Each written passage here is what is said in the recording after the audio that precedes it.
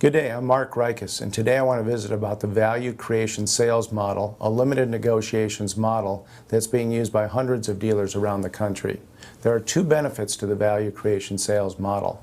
Number one is you attract a more educated, gender-balanced sales force. Number two is you lower your selling expense. If I were a dealer, one of the things that would keep me up at night is the traditional sales model. In the traditional sales model, the top third of my sales force does a great job for me. They sell me units in volume consistently month after month. The middle third of my sales force hits a level of complacency. They usually sell me between 7 and 10 units a month. They don't get better, they don't get worse month after month. They sell just enough so we don't get rid of them and we keep them on our sales staff. The problem with the traditional model is the bottom third of my sales staff turns over every 60 to 90 days. That bottom third of the sales force sees over 50% of the guests that come into the dealership. My top third of my sales force works off more repeat and referral. That middle third gets comfortable at a certain level.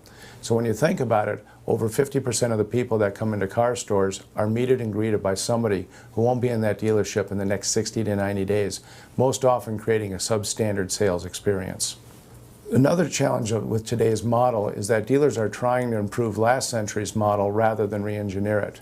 Last century's model is typically a four-square model where they're negotiating with a customer 3 or 4 pencils in the process.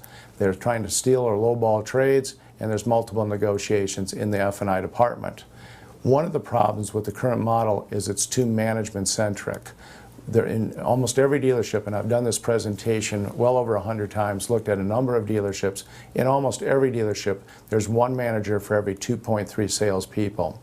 And that includes F&I management, BDCs, general sales managers, closers, anybody who's touching a deal. So if there's 10 salespeople in the dealership, you'll have 4 managers. If there's 20 salespeople in the dealership, you'll have 8 managers. This is a very expensive model to maintain. Also, supply and demand works. We're paying high wages for narrow skill sets. So rather than have cross-functional management teams, we have desk managers, for example. There's very few quality desk managers out there, so when the top ones are making a lot of money, it raises the level of compensation for everybody. So when you think about it, we've got a model where there's about 50% leakage, 50% of the guests are going to get a substandard sales experience, and it's an expensive model to maintain. And that's the model we have today in the marketplace. Maybe the real challenge is, where do I find qualified sales consultants? You know, back in the day, certainly when I was younger and when I was a dealer, we used to be able to make a $50,000 promise. Come on in, sell cars. It's a great job. You can make a great living, make 50 grand a year or more. And people did all the time. Well, today, and certainly over the last few years, that hasn't been the case. With margin compression and less money to pay salespeople, and less quality salespeople coming into our business, they're not making anywhere near that kind of money as the $50,000 promise. Also, people with natural sales skills are no longer considering automotive as a career path. What you obviously want is people with natural sales skills coming into our business. People who can sell anything. When they come in, we can train them how to sell cars. One of the problems is these people with natural sales skills are not seeing their friends, their neighbors, their relatives, their college buddies come into automotive and be highly successful. So they don't consider automotive sales as a career path. If anything, they see the negatives, the long hours, low income, challenging environment. So these people with natural sales skills will go out and sell computers, real estate, mortgages, software, almost anything but automotive. Also, one of the problems we have in our business is we're not attracting female sales consultants. We've done a number of studies for the manufacturers, and we found that 7% of the sales force in automotive is made up of women. And most dealers will ask me or say to me, well, that's because we have long hours and weekends. And I say, I don't think that's really the problem, because when you think about women in retail selling, there's a lot of jobs with long hours and weekends. People who check you into hotels, often women, long hours and weekends. Real estate, jewelry and malls, whatever it might be. There's environmental challenges within our dealerships that cause women not to apply for the job. Most of you built your management department around people with natural sales skills. People who, when they were young, they stumbled into the dealership, they had these natural sales skills, sold a lot of cars, made a lot of money, moved up into middle management, ultimately general sales management, general management, and sometimes became a dealer principal. Well, today, Gen Yers and most women are not going to consider a job in auto sales as long as we have 50-plus hour work weeks, a command and control environment where the salespeople are hopping between a desk and a customer, and straight commission sales plans. Also, dealers are looking for something our society doesn't produce, and that's good negotiators. By definition, you want to populate your showroom floor with good negotiators, and our society doesn't breed enough of them. So there's a recruiting challenge when you're looking for good negotiators. So unless we change the sales process and sales environment to attract people with natural sales skills, we're going to be constantly challenged within our business. So just to recap this first segment, the majority of variable compensation dollars are flowing up to middle management, leaving less money for sales consultants, therefore continuing sales consultant turnover. Also, grosses are low. They're obviously low because of the internet, that being one of the key reasons, but I also think the grosses are low because salespeople are not adding value for customers. When you add value to a transaction, you can charge more. So having a more educated, more sophisticated sales staff that can talk intelligently about the product, know more than the customer about the product, can raise our grosses. Also, I think dealerships have lost a generation of sales management. When I'm in dealerships, I find typically 40-plus-year-old white guys managing 40-plus-year-old white guys. I don't see a lot of men and women in their late 20s coming off the sales floor full of vim, vigor, and vitality, people I can look at and say, I can make that person into a general manager someday, possibly even into a dealer principal. So it's time to change the sales model. What I'd like to talk about is re-engineering last century's model into the new model, which we call value creation selling. We define value creation selling, the formula we've got, is a commodity plus a differentiating experience equals price value. And I think what most people are looking for is this differentiating experience. I don't think they like spending 3 or 4 hours trying to find the lowest price on the planet in a dealership. I also don't think that they are price sensitive for $3 to $5 a month. What they're looking for is a differentiating experience.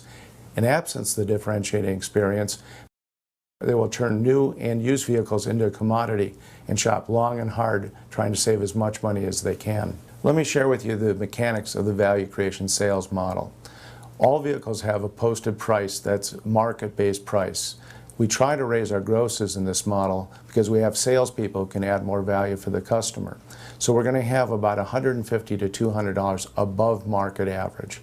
In this model, the salespeople do not negotiate. So we're no longer looking for good negotiators to populate our showroom floor, but looking for these people with natural sales skills. If the salespeople get the posted price on the window, they make a higher commission. If in fact they cannot close the deal, there's a 1 TO to management in this process. So we're leaving flexibility of allowing a limited amount of negotiation. You and your dealership set up a business rule. Let's say you'll allow negotiations for up to $200. In the model, the manager comes in, it's a one pencil in essence. They know they can negotiate up to $200. It's typically a quick and easy process that allows managers to either close a deal or not close a deal, but it doesn't make the salesperson have to hop back and forth between a desk and a customer. So the value creation sales model eliminates the command and control environment found in most dealerships. It also frees up our managers to develop people and manage a process. So our managers are no longer being what they are in most dealerships, which are deal managers. We now have managers who are becoming people managers. We want them to be a resource and support for the salespeople and help them develop their skills constantly. I want managers who are coaching, recruiting, and helping salespeople become better every day on the showroom floor rather than just negotiating and structuring. The value creation sales model is what you look for anytime you go to any retail facility. Whether it's a restaurant or a shoe store, you want a process that's fast, simple, fair, and one you feel in control of. The traditional model is long. We've done a number of studies for manufacturers and for dealerships around the country, and what we found is 70% of the vehicles are sold in 30% of the time a dealership is open. Typically that's weekends, 2 evenings a week in the last couple days of the month.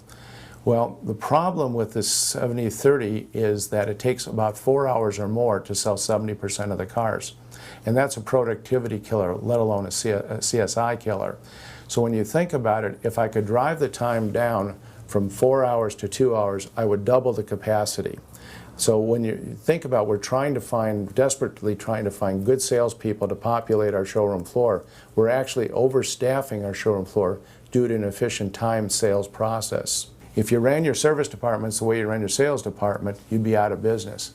Also, we make the process complex. It's also inequitable for some. I don't want to sound like a values guy, but the person who takes most of our time, who grinds us the hardest, gets the best deal.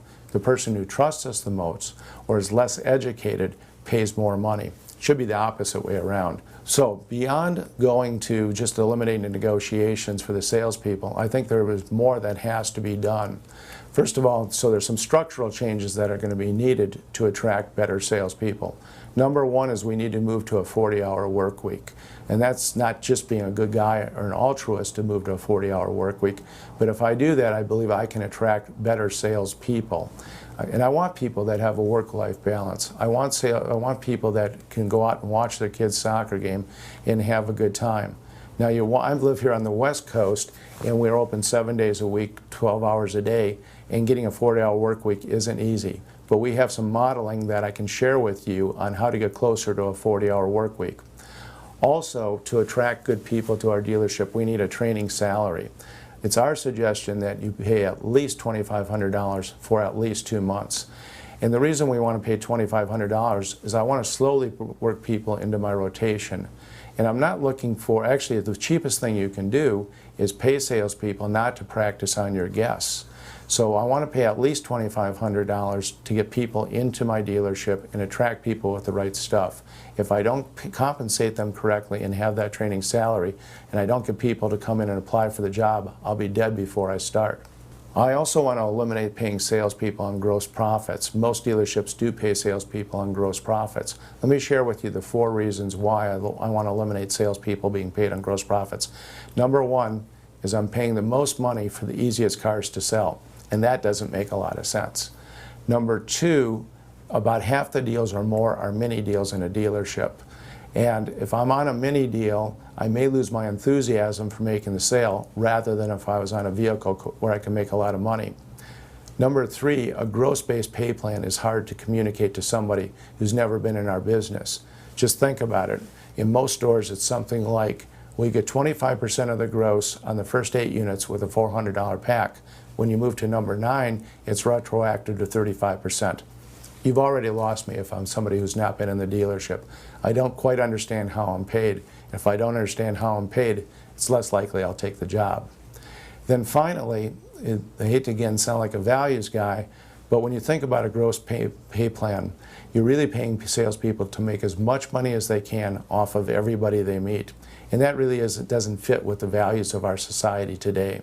Also, I want to make sure that I integrate technology throughout the sales process, that I allow my salespeople to use computers and go to websites that are popular that the customers are already going to, and even let them use Facebook. Facebook is sort of interesting for salespeople, and that is, you've probably been trying to figure out, how do I get my salespeople to prospect? Age-old problem. Facebook actually allows your salespeople to prospect to their friends and followers, and allows you to actually help your salespeople instantly create more business. And then finally, what I'm looking for is a competitive advantage on my showroom floor by having my showroom floor makeup look like my customer base. And that means in most dealerships, I want about 50% women and about 10 to 20% Gen Y. And again, I'm not doing this just to be a good guy, but if I feel like if I have a dealership that looks more like my customer base, I in fact will close more deals. I'm always asked, how do I find sales consultants that can fit into this model? As most of you know, you're struggling today to find good sales consultants.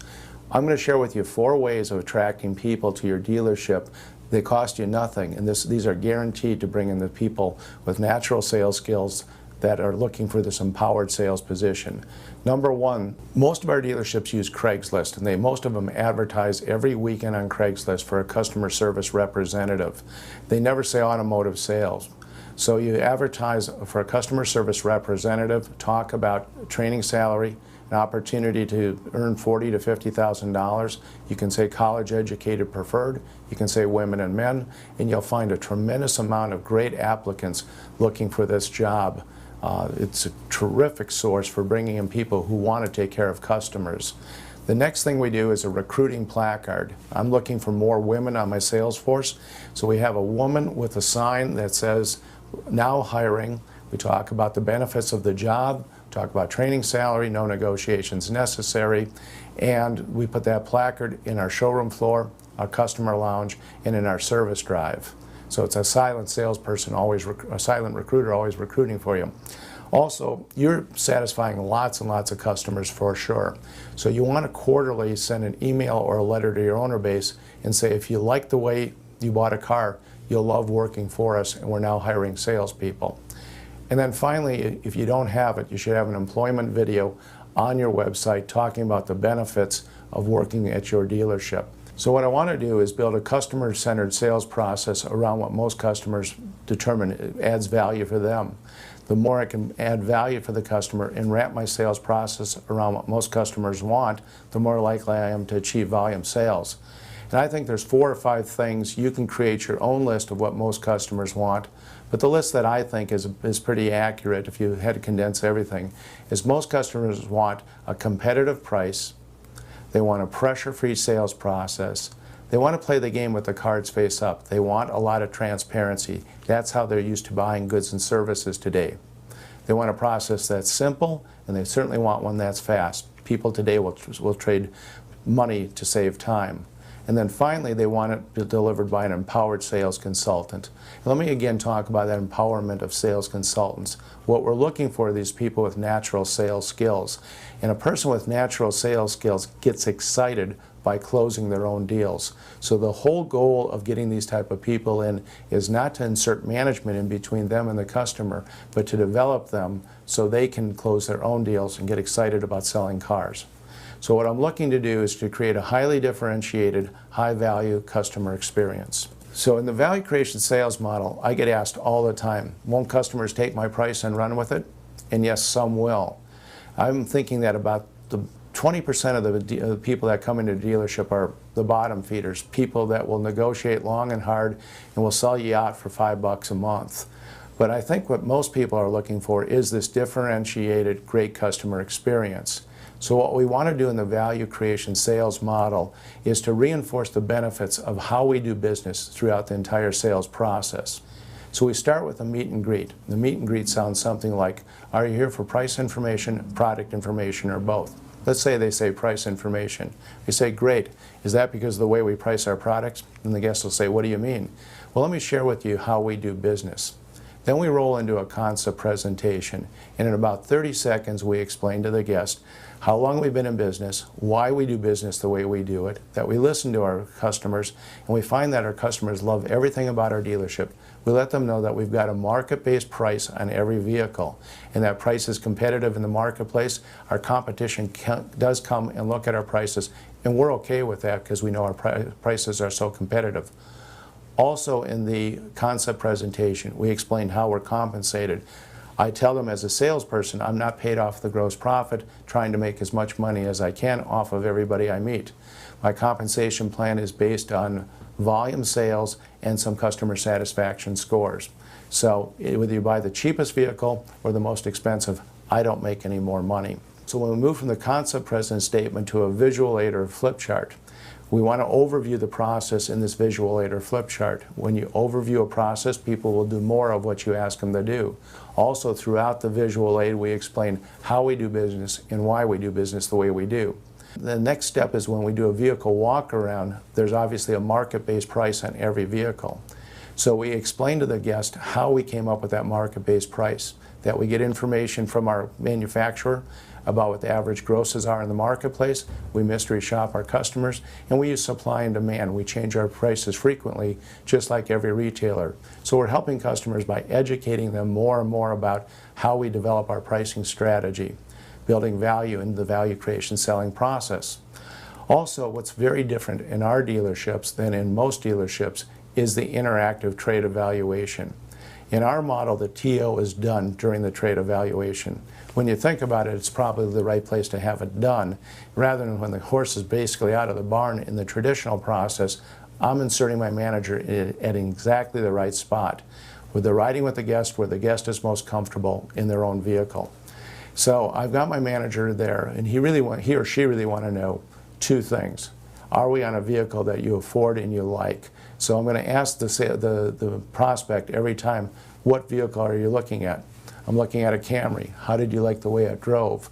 So by the way, that will help our salespeople get more test drives if they know my management's inspecting and expecting. If in fact I don't believe the guest really is in love with the vehicle that I'm selling them, then before serving up numbers, I as a manager will try and switch them to a vehicle that might be more appropriate for them. If they do like the vehicle and it's affordable, then I want to find out about the sales process. So when it comes to asking for the order, most people will still try to negotiate. By the fact that I've shared the benefits throughout the entire sales process of not having to negotiate, I'm going to get less pushback and close my fair share of deals. So let's talk about how you increase front-end gross profits. Once I have a sales staff that is very stable, highly educated, gender balanced, now I can improve my gross profits. And we think there's three things you can do to improve gross profits. Number one is have salespeople with extreme product knowledge. I want salespeople that know a lot more than my guests about the sales process. So I'm going to spend some time talking about how they drive the car, how long they're going to own the car, and take and elevate their knowledge about what they know about the product. If I can elevate their knowledge and help them understand the product better, I can charge more. When you add value to a transaction, you can charge more. Also, I want to counsel my customers or prospects that are caught between products. I think most customers are caught between products. Whether I buy a Camry, do I buy an Accord? Do I buy a new car? Do I buy a CPO? Do I buy a CPO? Do I buy used? Do I lease or do I finance? And if I, as a sales consultant, can honestly help you when you're caught between products, that adds more value for the customer. And finally, I want to be able to consult about affordability and financial issues. Just like a real estate agent would help me understand, I want my salespeople to be really smart about helping customers on affordability. So even if my salespeople aren't doing F&I, which some of our dealerships do have them doing F&I, but it's not something I would highly advocate, I will probably train my salespeople once I have a stable sales staff in F&I practices so they can add value for the customer and be more intelligent about talking about things like term and down, lease versus finance. You do these three things, you can improve your front-end gross profits. Also, the market has changed, what we call the transparent customer. When you think about it, if you're a really great used car dealer, you're pricing your products very close to market, pricing them online and negotiating in a minimal amount, maybe $100 or $200 at the most per product. Also, about 50% of your prospects that come in the door are women, and we know women dislike negotiations intensely. Also, Gen Y is making up anywhere from 10 to 20% of your sales, and in the Gen Y buyer, they clearly do not like to negotiate. So when you think about it, between used cars, women, and Gen Y, that can easily make up about 70% of your prospects that are looking at your store. These 70% really are not expecting to negotiate, and they also dislike negotiations in general. So most of the traditional processes are based around a shrinking owner base. Now we've talked about the mechanics of the value creation sales model. I'd like to share with you how the value creation sales model helps you become a low-cost producer. The first thing I've got to do is stabilize my sales staff. I want to make sure that I get a high caliber sales staff that, again, is highly educated and gender balanced. I want to offer a career path. So in our stores, there's usually an A, B, C level of a career path. A C-level salesperson is an entry-level salesperson. We work hard with them. We give them that training salary. And over a 3 or 4 month period, they have to hit certain performance milestones. If they hit those performance milestones, they become a B-level salesperson. B-level salesperson gets a little different compensation plan, a little different training, and starts to take less management's time. When those B-level salespeople hit certain performance milestones, they become an A-level salesperson. A-level salesperson in our model stands for adults, and I want a lot of adults on my showroom floor.